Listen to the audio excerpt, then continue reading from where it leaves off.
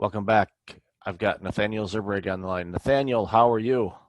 Hey, Michael, so good to be here today. Thank you so much. I'm way well. Good stuff. I'm glad that you're here too. So you've got a really interesting journey in your life, and the fact that we're talking to you, quite frankly, is a miracle based on some things that happened in your life that the officials and doctors and everybody else said you wouldn't be able to do what you do. So tell us a little bit about you and this backstory of yours that is quite amazing. Yeah, absolutely. So I right now I'm living in Zurich, Switzerland, and I've been traveling around the globe the last few years as an global inspirational speaker, as well working as a victorious mindset mentor to help people to live the unlimited life that they have in themselves.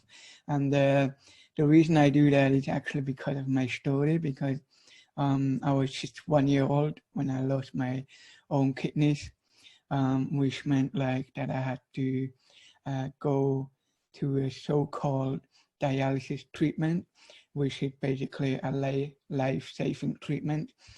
Because if you don't have any kidneys, you're not able to urinate, and in turn the body gets very toxic. And so I had to start doing that. I was just 3 years old when after 2 weeks coma, the doctors called my parents into the ICU to terminate my life. And there was a time when there was no brain function anymore after those 2 weeks of coma.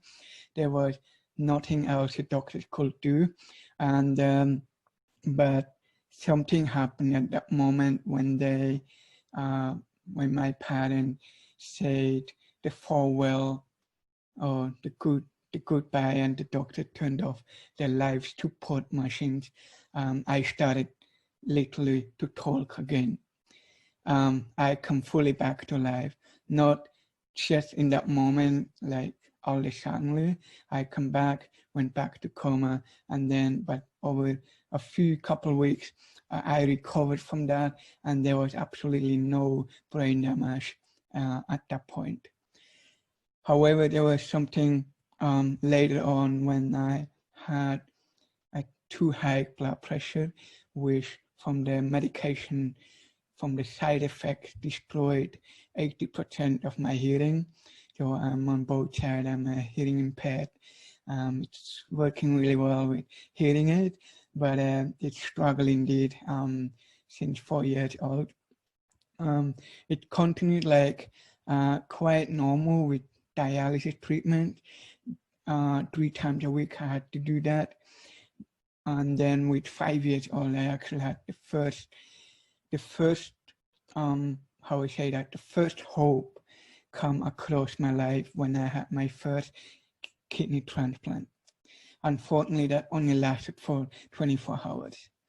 I had another kidney transplant with 7 years old for 2.5 years.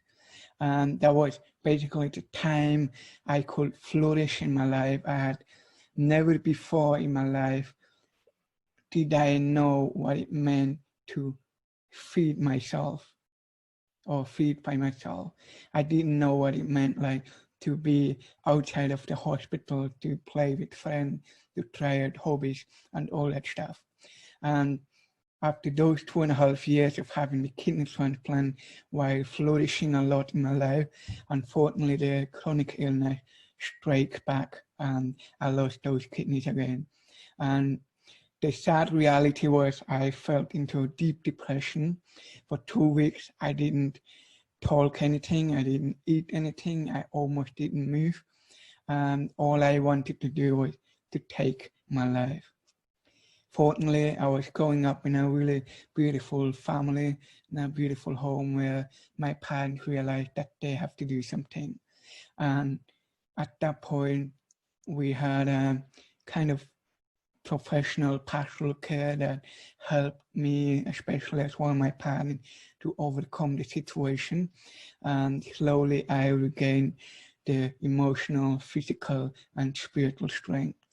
There was another event that I would like to share with, like when I was 13 years old, no, actually 11 years old, sorry, when I had my third kidney transplant. And that as well only worked for 13 months before I had to go back to the life-saving treatment. But one thing I realized, even though I had the best time of my life again and everything that I wanted as a child, I still felt something was missing. And for me, what I learned was basically to have a relationship with someone, I call it God, who is above me, a conditional loving relationship, because nothing that I had, like everything that I had with a kidney, it was suddenly gone after 13 months. Yet I realized that that moment and the highest point of my life, I realized that maybe there's more to life than what we can get by the medical business, maybe mentally, physically, whatever. And so I created or started to create a philosophy and a belief to say that even though I lost my third kidney transplant, I'm going to focus on that everything will work out together for the good, which actually happened over the last, what is now 20 years. Back in 2001, I had that, the last kidney transplant, and I've been through several other, as well, depression and burnout when I was about 15 years old. But even though I've been through 4,500 life-saving treatment by now, which I still have to do 3 times a week for the operations, and by the doctors, I shouldn't be alive 6 times by now. I shouldn't be able to walk, talk, or amount to anything. I really realized that life is just as beautiful as it is, and that we can always have a great attitude, a positive, grateful, and hopeful attitude. Your story is inspiring, Nathaniel, and the fact that even at a very young age, you didn't give up, and your parents didn't give up, and because you get a prognosis like you did when they said, okay, there's no brain function, and we don't think he's going to live, and they decide to shut the machines off, and here you are today. Speaks volumes to your internal, just your strength, and even with parts of your body not working like they should, and all of the transplants and surgeries and all of those things. And the kidneys are crucial. They're a crucial component to our well-being, and the fact that you've had to endure all of those things and overcome all of these obstacles is an inspiration to me, and I know it is to people listening to this, because everybody faces challenges in life, but my goodness, you've gone through a ton at a very early age. You're still young, and you've endured all of these things, and here you are today, standing on top of the mountain. And I'm sure you have your challenges too, even today, but your your attitude towards life and the work that you're doing is amazing. So let's jump into we talked about your book a little bit before we started. So talk about your book and the stuff that's in it, and the other work that you're doing. Yeah, absolutely. So I basically have an ebook that you can download either on my business website, unlimityou.co, or my personal website, nathanaelzurbruegg.com. So what the book actually is about, what I realized that throughout my life as well, other people's life, that there are 4 steps that we can take in order to live the unlimited life that is already within us. Because I believe that whatever we put into practice it has already been done somewhere else. Or there are, of course, there are a few things that hasn't been achieved yet, that hasn't been done yet, but the reality is that our mind is so powerful in itself that we can achieve the unlimited life that is in us as well in front of us. And I call it the fourth step to unlimit your life. I actually realized that the word unlimited is not an English word, but I thought, like, why not create something new? And for me, something like unlimited is already, it happened. While you unlimit something, you are on the journey of it. And that's exactly what the book is about. It's a little book, very practical to apply. And the 4 steps basically takes you from to question yourself about who you are. So many times in other people's life, or as well in my life, I realized that we are often so unaware of who we really are, like in a positive sense of what kind of passion we have, what kind of values we have, what kind of strengths we have. This is one part that the book is about. The second part is asking the question, what am I here for? So many people in today's world living a life by default, not by design, living a life that they feel like they have to live because somebody else does it, might be under group pressure or social media pressure or whatever it could be.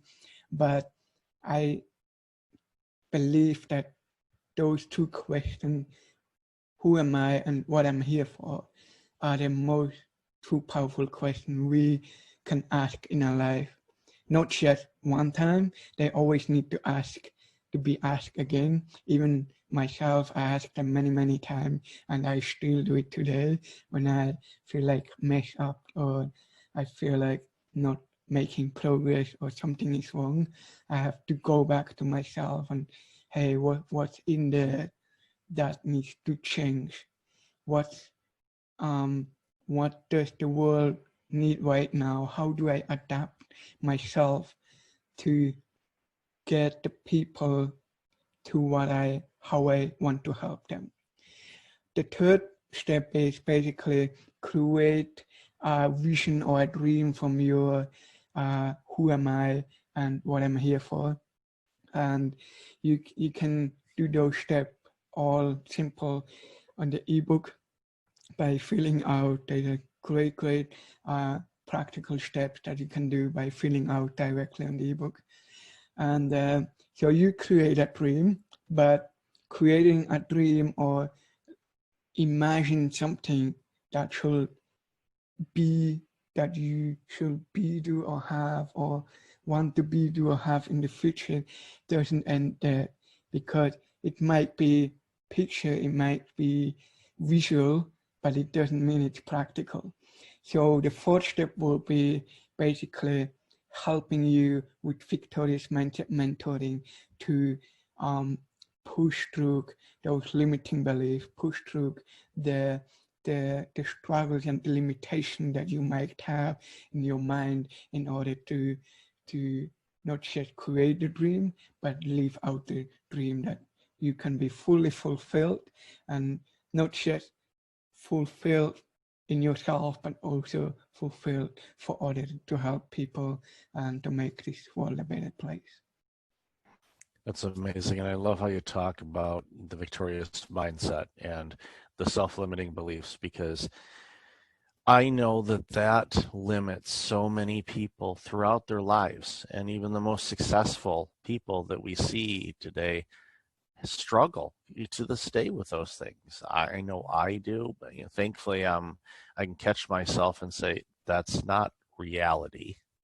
That's just self-doubt creeping in, and past traumas or things that happen, and I don't let that impact me. And sure, it's not, you're still going to feel the sting of it. It's not like you're going to be numb to it and won't hit you at all. It's going to, but it's that mindset of recognizing, okay, this is maybe even a minor setback in something, or okay, that didn't work out as I planned. That's fine. Something else is going to come along that'll work better. Or, all right, well, this is what we have to deal with right now. Let's keep a positive outlook on it. And even in times like this, at the time of this recording, we're in a pandemic. So, having a positive mindset and just really, recognizing that, we too can overcome this particular situation that so many of us are going through right now gives us promise and hope and a better outlook on life, so the little things don't become big things. So if Great. you if you, I was gonna say, so if you had, one piece of advice for somebody that has self-limiting doubts and struggles and concerns, what would you tell them? Okay, absolutely. Well, I think like what I realized is often that the struggles um, don't define my future. What we do usually like that the moment we live is what we are surrounded by. You get a picture of maybe um, you drive into a tunnel, but the reality is that a tunnel is never as long as you think it is.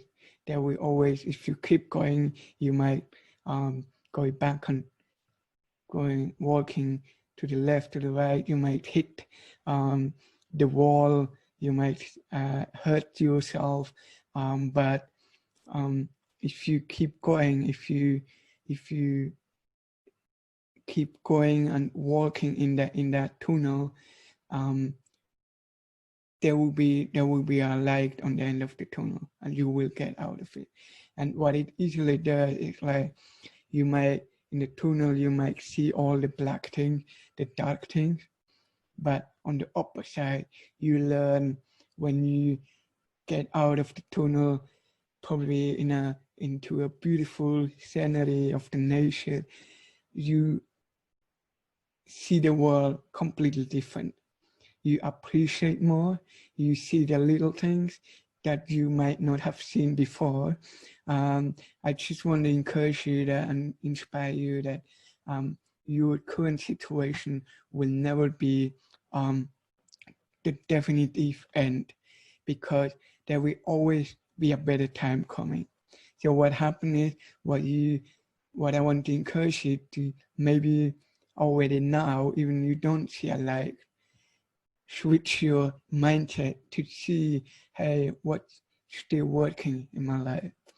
What can I be grateful right now in that moment that I might not have had 10 years ago that I still have right now? Um, what will my future look like? Draw some picture, write it down, audio record it, and see yourself somewhere, what you want to be, do or have, which in turn increase your expectation of the future and the hope. And the cool thing is, as soon as you have a picture, a different picture in your mind, what it will look like in the future, you will automatically, I say very carefully say, automatically you will take different steps toward your life and your future. And you will have excitement, you will have hope, you will get peace back, you will get the joy back. And I think that's all the different elements that you can apply already in a current struggle or difficult situation. That's amazing advice, and I hope everybody follows it. So, Nathaniel, I've loved our time today. Where can people find out about you in this book and all the other stuff that you're doing? Yeah, so you can get on the website unlimited.co or the personal website nathanaelzurbruegg.com, which you have more of my personal life, and the business website is more about the services I provide. But on both sides website, you can have you can download the ebook for free, and I would love to get connected with you. Awesome. And I'll definitely have that in the show notes. So Nathaniel, thank you so much for your time today. Thank you for being a fighter in life and coming out on top and sharing your story with the world and inspiring so many people that might be struggling with some things to, give them hope and guidance on all this wonderful things that, that life has to offer. Thank you so much for having me.